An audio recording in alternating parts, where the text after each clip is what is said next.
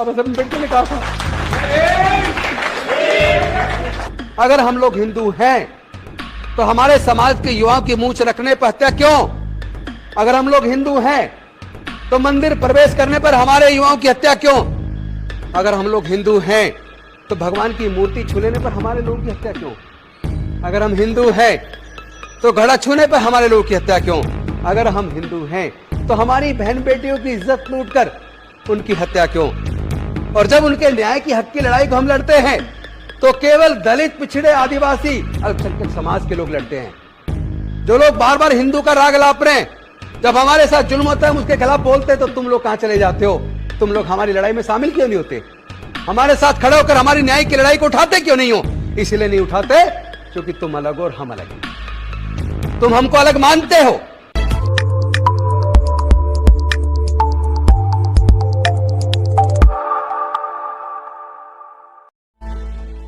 मैं सिर्फ एक बात कहना चाहता हूं कि भारत के इतिहास को अगर हम पढ़े तो भारत के इतिहास को पढ़ के इतना तो समझ आ गया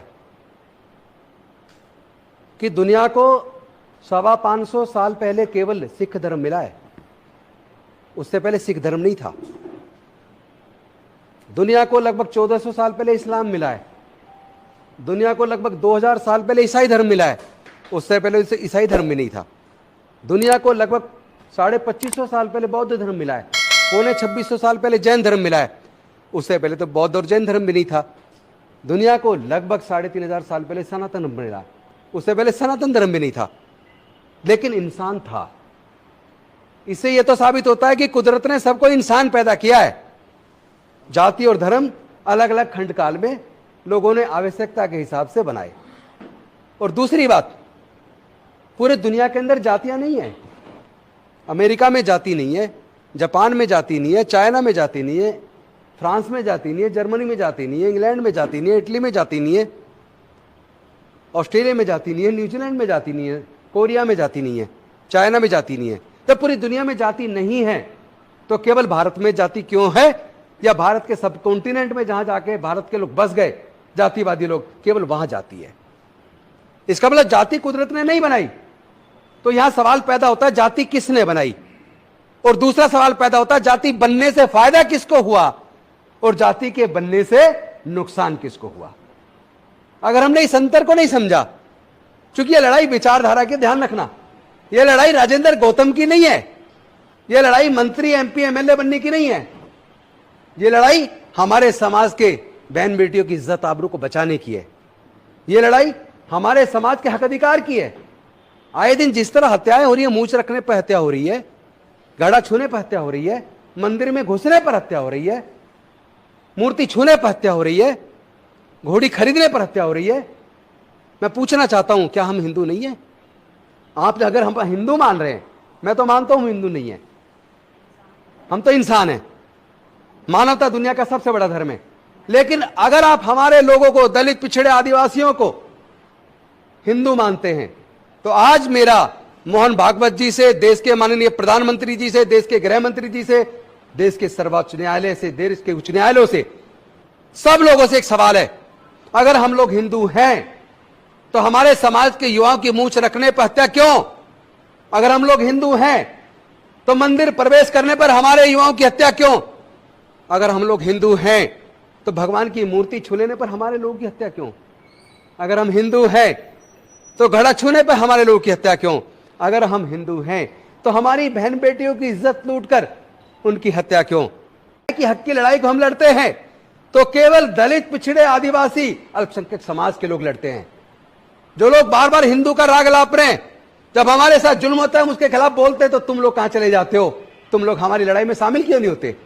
हमारे साथ खड़े होकर हमारी न्याय की लड़ाई को उठाते क्यों नहीं हो? इसलिए नहीं उठाते क्योंकि तुम अलग हो और हम अलग हैं। तुम हमको अलग मानते हो। यह झूठ चलेगा नहीं। ये मैं आप सबको धन्यवाद करूंगा, आप जो मेहनत कर रहे हैं ना, युवा, आप सब लोग अपनी जवानी जलाकर, मैं जानता हूं कि सबका घर परिवार है, सबको इनकम की जरूरत है, कमाई की जरूरत है। घर तो पैसे से चलेगा, जुबान चलाने से नहीं चलेगा। लेकिन मैं आप सबको सैल्यूट करता हूं। भीम आर्मी के साथियों को सैल्यूट करता हूं, मिशन जय भीम के साथियों को सैल्यूट करता हूं, समता सेंटर के साथियों को सैल्यूट करता हूं, तमाम संगठनों के साथियों को सैल्यूट करता हूं। आप लोग जो अपने घर से निकल के आ रहे हैं ना, अपनी जवानी को जला रहे हैं सिर्फ इसलिए चूंकि आपको समाज का दर्द है। आप डॉक्टर बाबा साहब अंबेडकर जी के सामने गद्दार साबित नहीं होना चाहते, क्योंकि मुझे वो बात याद आती है 5 दिसंबर की। डॉक्टर बाबा साहब अंबेडकर जी के साथ नानक चंद्र रत्तू रहते थे, उनके सेवक थे। 5 अक्टूबर की रात को 10 बजे डॉक्टर बाबा साहब अंबेडकर से उन्होंने पूछा, नानक चंद्र रत्तू जी ने, कि बाबा साहब आप इतने दुखी क्यों महसूस कर रहे हो, अच्छा नहीं लग रहा, ऐसा लग रहा आप बहुत दुखी हो। तो डॉक्टर बाबा साहब अंबेडकर जी ने नानक चंद्र रत्तू से कहा कि ये रत्तू, मुझे ऐसा प्रतीत होता है जैसे कि मैं सालों से सोया ही नहीं हूं, मेरा मन बेहद दुखी है, मेरा शरीर मेरा साथ नहीं दे रहा है, मुझे नहीं पता मैं कितने दिन और जिंदा रहूं, लेकिन दिल में जो तकलीफ है वो इस बात को लेकर है कि मैं बड़े तकलीफ के साथ, बड़े दुखों के साथ इस कारवां को यहां तक लेकर आया, और अब पता नहीं मेरा क्या हो।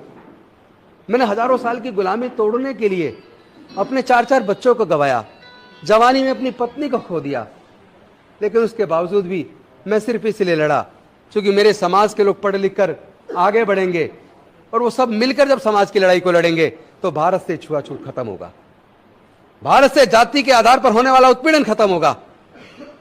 अरे तू, मेरा तो पता नहीं मैं कितने दिन जिंदा रहूं, लेकिन तुम मेरे समाज के लोगों को बोलना, इस कारवां को मैं बड़े तकलीफ से, बड़े दुखों के साथ यहां तक लेकर आया। हालांकि ये बात 18 मार्च 1956 को उन्होंने चक्की पाट बौद्ध विहार पर आगरा के अंदर भी कही थी। उन्होंने कहा था मुझे मेरे पढ़े लिखे समाज के लोगों ने धोखा दिया, और वहां ये सारी बात उन्होंने दोहराई थी। फिर उन्होंने रत्तू को कहा कि मेरे लोगों को बोलना कि मैं इस कारवां को बड़ी मुसीबत से यहां तक खींच के लाया, इसमें बड़ा कष्ट झेला है, बड़ा विरोध झेला है। तुम मेरे समाज के लोगों को कहना कि मेरे बाद इस कारवां को किसी भी तरीके से आगे लेकर जाएं, और अगर आगे ना ले जा पाए तो कम से कम इसे यहीं छोड़ दें, इसको पीछे ना जाने देना। फिर उन्होंने कहा, रत्तू रात काफी हो गई, अब तुम जाओ। रत्तू ने उनके सिरहाने पर तकिया रखा, उनके पैरों को ऊपर किया और उनके सर को तकिए पर रखा। लेकिन अगले दिन तो बाबा साहब अम्बेडकर नहीं थे।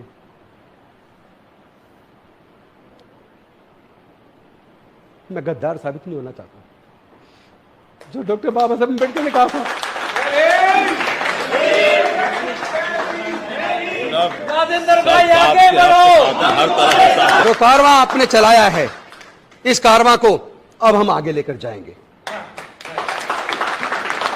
और मैं साफ कर दूं, ये मैं साफ कर देना चाहता हूं, भीम आर्मी वो भी बाबा साहब के सिपाही हैं, समता सैनिक दल वो भी बाबा साहब के सिपाही हैं, मिशन जय भीम वो भी बाबा साहब के सिपाही हैं, the Buddhist society of India वो भी बाबा साहब के सिपाही हैं, कॉन्फेडरेशन, हम सब बाबा साहब के सिपाही। और जो आज गौरव है ना, जो गौरव हमारे पास है, जो ये अच्छे तन पे कपड़े हैं, जो मान सम्मान का जीवन है, केवल डॉक्टर बाबा साहब अम्बेडकर के अकेले संघर्ष से मिला है। इस संघर्ष को साथियों बेकार मत जाने देना, ये बार बार मौका नहीं मिलेगा, दशकों में कभी कोई मौका मिलता है। हमारे लोगों को झूठा केस बना के जेल में डाल दिया जाता है, महीनों महीनों साल साल।